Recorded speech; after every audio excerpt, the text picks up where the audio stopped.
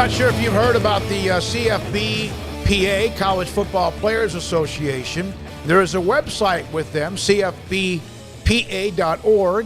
College Football Players Association, founded to represent past, present, future college football players nationwide, to make sure that college players everywhere are finally organized to have a collective voice in the decision-making within their sport, dedicated to being a member-led organization of, by, and for the players. We're now joined by Ed Garrett. He's a part of the Leadership Committee. He's a former player at the University of New Mexico and joins us on SICM 365 Radio and 365 Sports. Ed, thank you very much for your time. Do you feel like right now that college football players are getting a much bigger, I know since you played, but a lot of what they're getting, is this part of the growth of what you're trying to do as well? Absolutely. Absolutely. I mean, when it comes to players, you know, receiving compensation for their name, image, and likeness, and, you know, receiving compensation for the things that they're working hard for, I think it's definitely time for the wheel to start moving. And, you know, you guys are not a union, you're a players association, but do you feel like this is the seeds that are planting for what will eventually need to be a union because of the money that can flow to players now and needs to maybe be collectively bargained? Absolutely.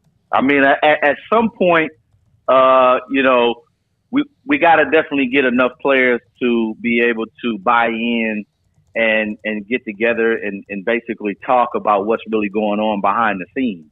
And so when it gets to that point where we're able to get enough players to buy in and see that everybody is having the same issues, then I think at some point we will have to transition into a union and you know, start creating some type of demand. Ed, take us just to the beginning, kind of where this started, how it launched, and sort of how it's grown since you began. Well, I actually, so it started, I say Wednesday. Actually, tomorrow will be 1 year anniversary for the organization. And so I got involved about 8 months ago, just, you know, honestly, researching. I had spent time dealing with, you know, some recruiting stuff, dealing with high school athletes, dealing with high school coaches and college athletes and things like that. And I stepped away because I saw a different side of what was going on, not only but also what was going on, you know, with the current athletes that we're looking at right now. So, you know, as I got involved and found a little bit more about it, you know, I felt like this was definitely something that actually needed to happen. So on your bio, it mentions you're now an entrepreneur, real estate investor. You are obviously an advocate for high school and college athletes as well. Tell us a little bit about your business background. Yeah, so I actually I started a organization or a sports recruiting company called Sports Recruiting U a while back, and basically what I did was I used to work with Nike and go out and basically help athletes bridge the gap between college coaches and high school coaches, and just, you know, get them develop their programs and stuff like that. And so as I was actually working and doing that on the side and training athletes and things of that nature, I definitely had to, it wasn't making enough income to be able to survive. So I definitely had to transition and get into the entrepreneur state. And so now currently I actually run a pest control company out of Houston and Dallas, Texas. And so from that transition into, you know, working and dealing with, you know, other groups, and got involved in real estate. So that's, you know, what I'm currently doing as I'm actually being an advocate and trying to help out, you know, college athletes. Who contacted you to join? Is it Jason Stahl, who's kind of like the guy at the top? I actually contacted Jason. So how it worked was I was doing research, you know, really because I have a passion when it comes to college athletes, health, safety, and wellness. And so I was doing some research on the internet, and there was a story that came out about College Football Players Association on ESPN. And so I found out who the founder was. I reached out to him via social media platform. He reached back to me. We had about a 2-hour conversation. And then from that point, I joined to become a member. So it was me more so reaching out to Jason. And that's what we're finding out with some of our leadership committee, that they're basically reaching out to Jason and wanting to be involved in this organization. I do want to hear about that 42840 that you ran. Is that 426? 426. See, yeah, I knew Yeah. I'd get it wrong. Because I don't know what it'll ever feel like to run that fast. But when you do kind of get in the weeds with college athletes, what are you finding out right now? Are there big issues, the things that they really want to talk about? Well, one of the things, that needs to be talked about is their work schedule, right? So, college athletes, they're not in the summertime, they don't actually have to, they're not required to do workouts in the summertime. But, for college athletes, they're always competing to maintain their current position that they're in.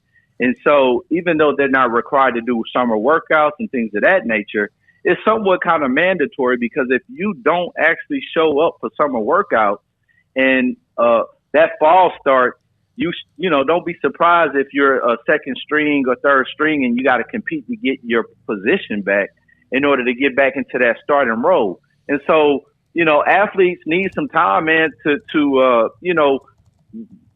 get their body healed. And so some of the things that's not being discussed, or at least in the forefront, is that they're not having time to basically have their body healed. They're having to, do summer school. They're having to do summer workouts, and they need a break. And so those are things that needs to happen, and that's, part of the athlete's safety.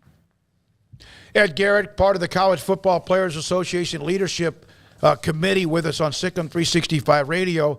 I did see this where Jason, who we mentioned is the leader of the association, he documented in a newsletter how his potential unionization effort at Penn State and within the Big Ten was disrupted by a campaign to turn Penn State quarterback Sean Clifford against them. You have any background on that? Well, this is what I know. There was some conversations in there with Sean Clifford and also the Penn State organization, and there was definitely some support there from the organization as well, and not only the organization but the Big Ten commissioner Kevin Warren. And at this particular time, it seems as though that they're going to try to start a student advisory committee to discuss some of the issues that's going on. My only issue with that is this: it's like the corporate world, right? When you're in office and you're at your office and you're in your desk, there's different conversations that you have in the corporate setting than you have outside of the corporate setting.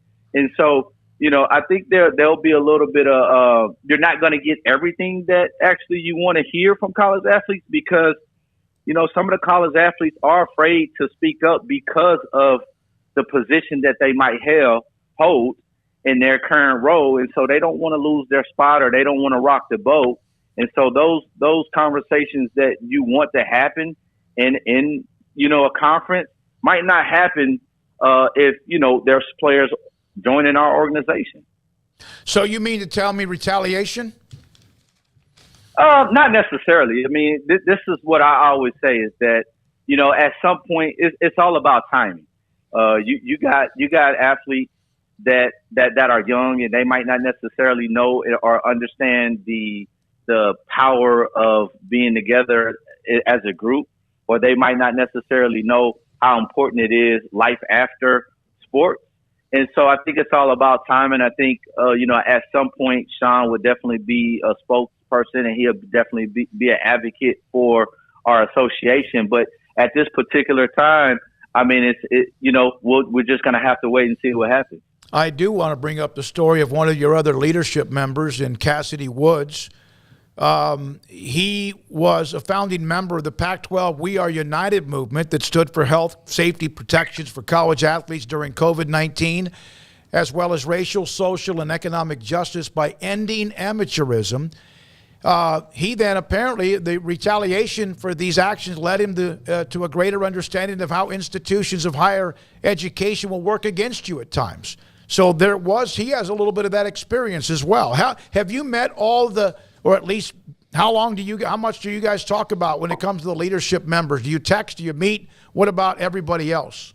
Yeah, I mean, we actually have we actually have a group text that we're all on. So, guys are commenting. We're socializing all the time via social media platforms.